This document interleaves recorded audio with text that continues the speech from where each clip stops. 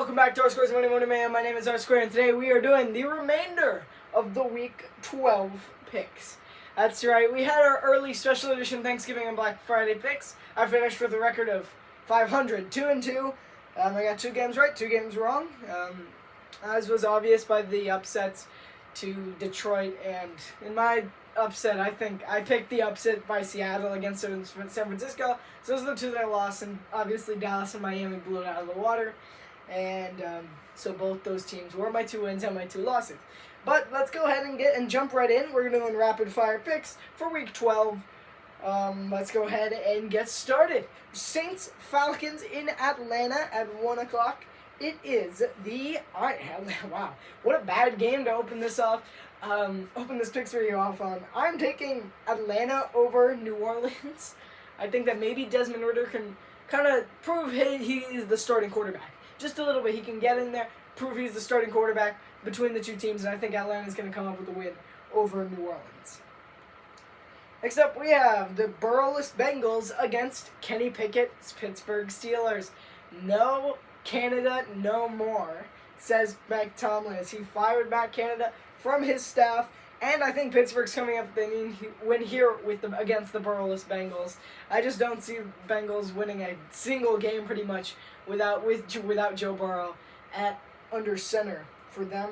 So I am taking the Canada-less Steelers over the Burrowless Bengals. Next up, we have another bad game.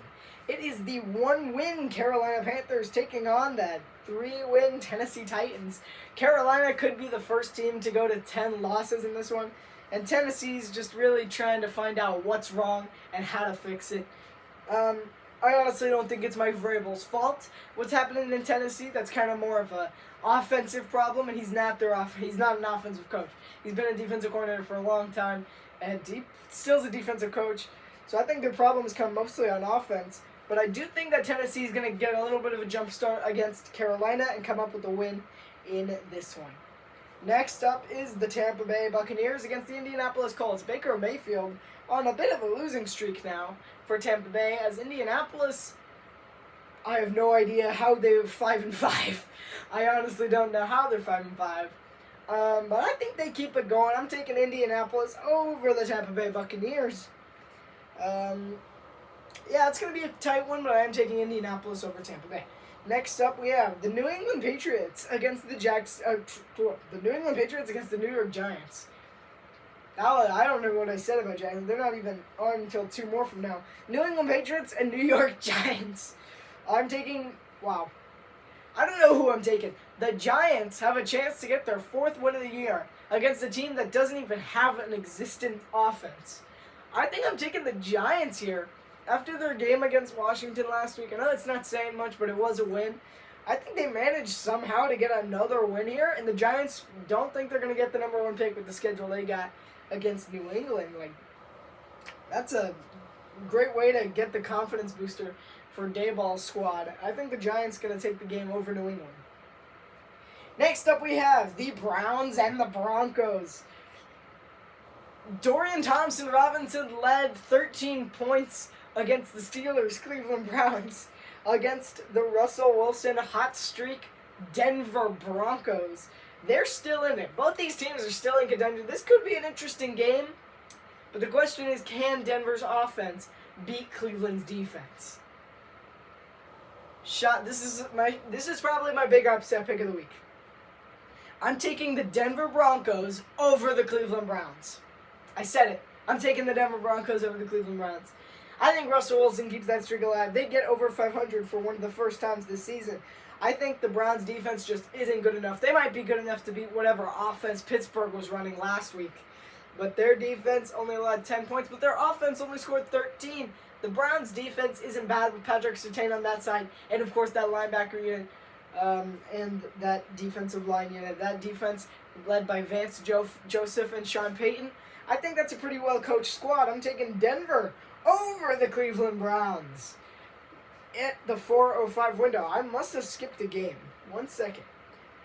I did, in fact, skip a game. The Jaguars are getting me off. It is the Jaguars in the last game of the 1 o'clock window.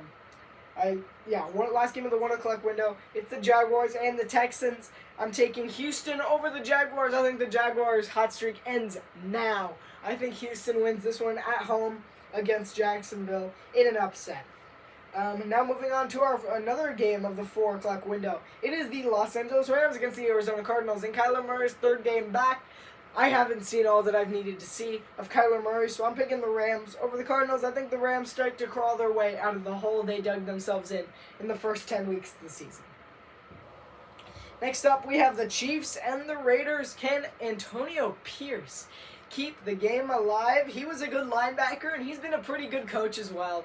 I think he can do just fine. I think he's doing just fine in Las Vegas. In Las Vegas, watch me pick the Raiders. No, I'm not going to. I'm picking the Chiefs.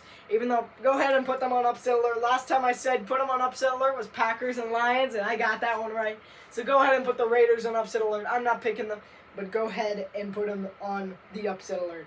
Here's one team that you can't put on upset alert. It's the game of the week. It's the Bills and the Eagles.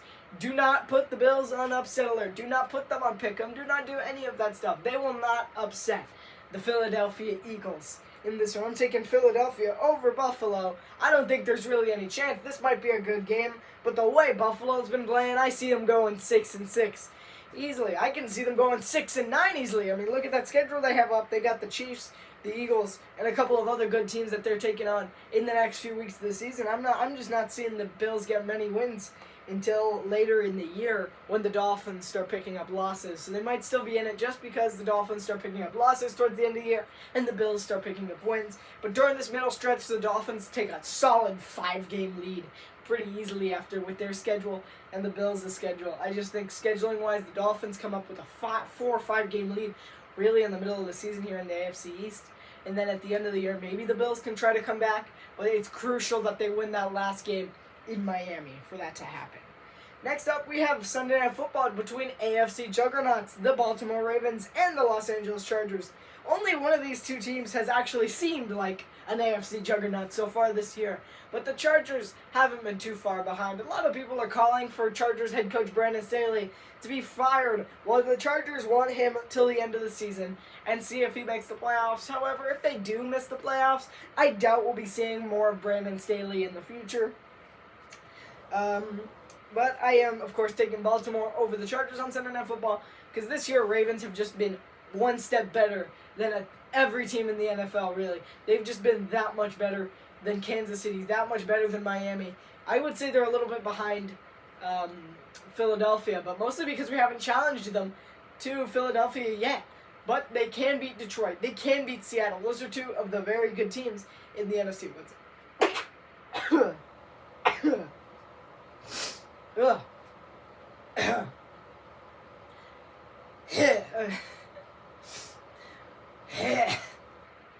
Alright, anyway,